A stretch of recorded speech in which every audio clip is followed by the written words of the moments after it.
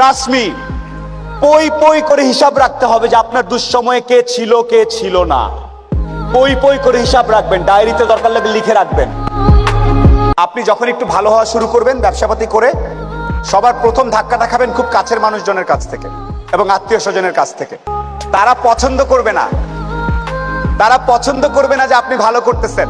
আপনার কাছের লোকজন আপনাকে বলবে ও তো ব্যবসা, ও তো নষ্ট হয়ে গেছে, রাত 12টার সময় আসে, কি করে না করে, অনেক কিছু বলবে। সফলতা আসলে মাথাটা ঠান্ডা রাখবেন।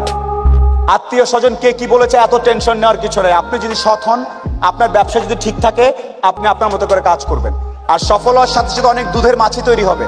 দোস্ত আমি জানতাম তুই কিন্তু সফল হবি, আয় দোস্ত আয়, বুকে আয়। এই গ্রুপ থেকেও সাবধান। ট্রাস্ট মি, পই পই করে হিসাব রাখতে হবে যে আপনার দুঃসময়ে কে ছিল কে ছিল না।